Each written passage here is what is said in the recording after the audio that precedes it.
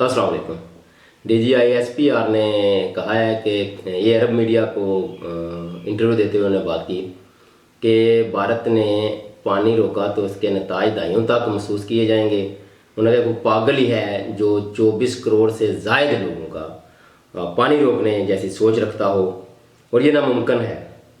दूसरी तरफ भारत ऑलरेडी जाहिर है वो तो 37 मादे के तहत 3 दरिया हमारे पास, 3 उनके पास, लेकिन जो हमारे पास भी थे उनमें से भी चिनाब और झेलम का आपको पता है वो पीछे एक डैम बना रहा था, और ये पाकिस्तान लेके गया भी था मुकदमा वर्ल्ड बैंक के पास जो इसका दामन है।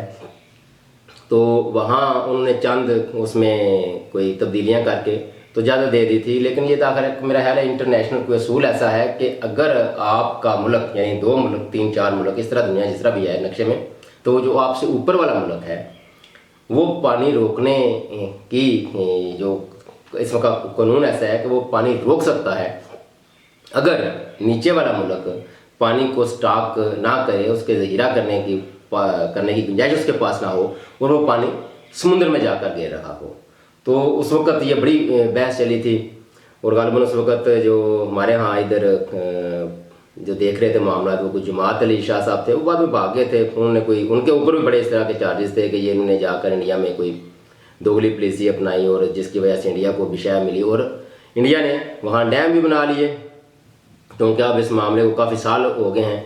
तो ये वक्ती तौर पर मामला, जब भी कोई टेंशन बनती है तो पानी वाला मामला सर उठाता है, लेकिन इस पर परमानेंट कोई इसका हल पाकिस्तान की तरफ से भी ऐसा सामने नहीं आता। आखिर यहाँ जब भी किसी डैम बनाने की बात आती है या कोई नहरें बनाने की बात आती है तो वो इख्तलाफी सोच की तरफ चली जाती है। वहाँ इख्तलाफात इतने हो जाते हैं कि उसको पसे पर्दा फिर डालना पड़ता है। बदकिस्मती है ये पाकिस्तानियों की कि और अब भी जो एक तो तरवेला और मंगला डैम के बाद कोई बड़े डैम जो होते हैं वो बन नहीं पाए, और जो बन रहे हैं 4-5 हैं, मतलब नीलम झेलम वाला प्रोजेक्ट है, दासू डैम, मेमन डैम, और लेकिन वो जब भी हुकूमत बदल, ज़ाहिर है ये कोई ऐसे प्रोजेक्ट तो होते नहीं जो 2-4 साल में 1 साल में मुकम्मल हों, तो एक आध हुकूमत इसमें यकीनी तौर पर तब्दीली उसका यकीनी है तो तब्दील होती है एक आध हुकूमत। तो एक तो इसमें क्रेडिट लेने के चक्कर में वो किसी के प्रोजेक्ट में वो जो पैसा देना होता है, जो रकम मुख्तस करनी होती है बजट में, वो नहीं करते, और अगर किसी एक पार्टी ने शुरू किया तो दूसरी उसको सुसरवी का शिकार कर देती है। जो अगर दूसरी ने किया तो वो पहले वाली उसको आते उसका या फंड रोक लेती है या सुसरवी का शिकार कर देती है। ये बड़ा बहरहाल काबिल अफसोस अमल है। पाकिस्तानी सियासतदानों का तर्ज अमल ये ठीक नहीं है, और ज़रूरी नहीं। चलो फिर बड़े डैमों पर अगर कोई इतफाक इत्तेहाद नहीं हो सका तो कम से कम कुछ छोटे छोटे डैम है, जिस तरह पाकिस्तान तहरीक इंसाफ की पहली हुकूमत जब आई थी, पहले 2018 में जब परवेज़ खटक थे, न 2013 में शुरू, सॉरी परवेज़ खटक थे वज़ीर आला, तो उस वक्त हाँ साहब ने एक नारा रखा था कि हम वहाँ 300 डैम बनाएंगे। तो इसका बड़ा मजाक उड़ाया गया कि कहाँ है। हालांकि वो ये बड़े बड़े डैम नहीं थे, जिस तरह तरवेला मंगला मोहम्मद डैम की तरह, वो छोटे छोटे डैम थे, और बिजली के वहाँ बिजली के वहाँ कुछ उन्होंने सिस्टम लगाना था। तो जो इस पर ऑफिशियल रिपोर्ट है वो ये है कि उसमें से उन्होंने जब फिजिबिलिटी उसकी रिपोर्ट तैयार की तो 130 की आप कह लें कि वो कहते हैं कि ये काबिल अमल मनसूबा है, इस पर इतने बन सकते हैं। बाकी जाकर है वो गौर फिक्र करने के बाद वहाँ भी कुछ हो सकता था, लेकिन उसमें 126 मुकम्मल हो चुके थे। और मैंने एक दफ़ा 2 साल हो गए हैं गालिबन खैबर पख्तूनख्वा में विज़िट के लिए गए थे एक दोस्त के यहाँ, तो उन्होंने बताया भी कि ये वो प्रोजेक्ट है, भाई ये वो प्रोजेक्ट है। तो साथ ही ANP के भी थे कि हमने भी ये बनाया। तो ये कोई बात नहीं है कि किसी एक पार्टी को क्रेडिट लेने की ज़रूरत नहीं है। जिसका जितना शेयर बनता है किसी भी प्रोजेक्ट को शुरू करने में, उसको देने में कोई अर्थ नहीं है। तो वहाँ 130 वो छोटे जो पन बिजली के मंसूबे और वो छोटे डैम वो मुकम्मल हो चुके थे। तो ये ज़रूरी नहीं है कि हर टाइम बंदा तनकीद करे कि नहीं जी आप 500 कहे थे तो 500 ही बनाने हैं, 300 कहे तो 300 ही बनाने हैं। तो आखिर है एक बंदा बात करता है कि हम इतना काम करेंगे, बाद में जब उस पर गौर फिक्र सोच विचार की जाती है तो वो ऊपर नीचे हो जाता है। बहरहाल पानी इंडिया रोक रहा है, उसने तो कहा भी है और वो कर भी रहा है, और फिर उस पर आगे मुस्तकबिल में भी उसने मनसूबाबंदी शुरू कर दी है कि किस तरह रोकना है।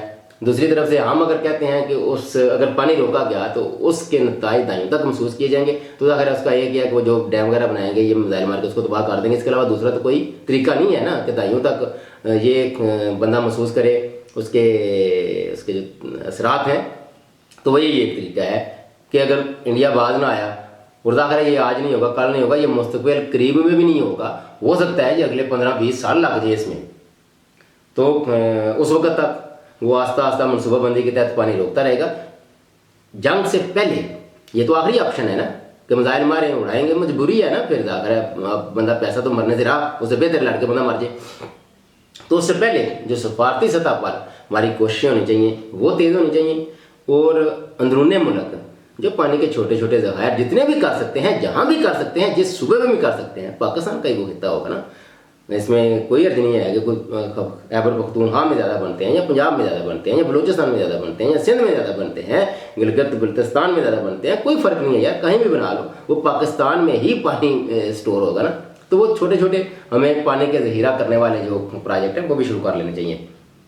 दूसरी तरफ है कि PTI ओवरसीज जो चैप्टर है उसने यूरोप में पाक फौज के हक़ में रैलियाँ निकाली और जो यौम तशक्कुर मनाया जो मार्का की फतह पर, तो ये भी खुशाइंद बात है। अब पाकिस्तान तरीके इंसाफ प्लस वो जो मैं तो उसका नाम पैट्रियाटिक मीडिया, वो जो पैट्रियाटिक सोशल मीडिया वॉरियर है जिनको डिजिटल अब वॉरियर भी कहा गया है, जो पहले दहशतगर्द थे, बहरहाल अच्छा हुआ उनका नाम तब्दील हो गया, तो वो रैलियाँ निकाल रहे हैं। तो इसमें एक जो दो तरह के तासर ले सकते हैं ना, एक तो मिलिट्री एस्टेब्लिशमेंट और PTI नज़दीक का रखी है, और दूसरा कि उससे एक आप फ़ायदा ये उठा लें कि समझें कि हमारी मकबूलियत बढ़ गई है, लिहाजा अब हम जो कुछ भी करेंगे उससे कोई फ़र्क नहीं पड़ेगा, और दूसरा कि शायद ऐसे कोई इमरान खान की रिहाई का सिलसिला चल पड़े। मेरा ख्याल है दोनों तरफ से ये गलत अंदाजे, मेरी राय है कि दोनों तरफ से गलत अंदाजे लगाए जा रहे हैं। अगर PTI को इस तरह का काम कर रही है या वो सोशल मीडिया पर जो डिजिटल वारियर हैं वो इस तरह का वो काम कर रहे हैं, तो वो पाकिस्तान की बतौर रियासत फतह पर खुशी मना रहे हैं। वो पाकिस्तान बतौर रियासत ये आज नहीं, ना गुजरे हुए कल में, ना हाल में और ना मुस्तकबिल में ऐसा होगा कि जब पाकिस्तान की बात होगी तो ये लोग खड़े होंगे, ये लोग सबसे पहले खड़े होंगे, और इनको किसी को कहने की भी ज़रूरत नहीं है कि यार ये काम करो। ये वो ग्रुप है जो प्रो पाकिस्तान है और हमेशा पाकिस्तान के साथ खड़ा होगा, वो किसी एक दायरे किसी एक जमात के साथ खड़ा नहीं होगा, वो सिर्फ रियासत पाकिस्तान के साथ खड़ा होगा। और दूसरी तरफ अगर पाकिस्तान तरीके इंसाफ इससे कोई ये या कोई चंद साफ़ी से ये कोई अज्यूम कर लेते हैं कि शायद खान साहब की रिहाई में कोई इसका कोई फ़ायदा होगा, तो वो भी मेरा ख्याल है नहीं होगा। वजह कि अगर खान साहब की रिहाई का जब सिलसिला बनना शुरू हो गया तो ये जो हम खबरें लगाते हैं खान साहब इमरान खान रिहा हो गए, होने वाले हैं क्या, इमरान खान रिहा होंगे, इमरान खान की डील चल पड़ी, इमरान खान के मिलिट्री एस्टेब्लिशमेंट से गुफ्तगू चल पड़ी, पस पर्दा क्या चला है, वो जितनी भी इस तरह की वो हेडलाइन होती हैं वो स्वाए लाइक्स लेने के अलावा उसमें कुछ भी नहीं है।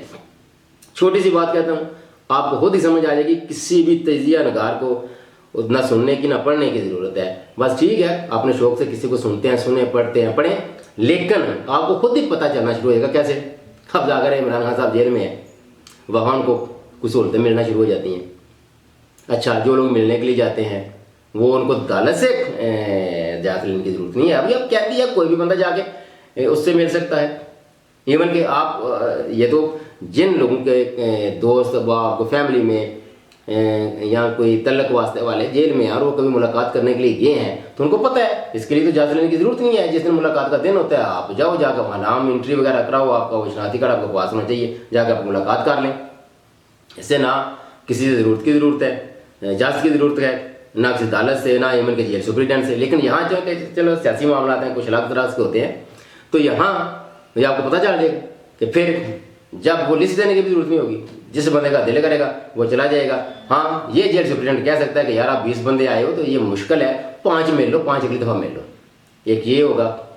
और फैमिली वाली जो बात है कि मुलाकात करने नहीं दी जाती, तो वो मुलाकात के मसले मसाइल भी हल हो जाएंगे।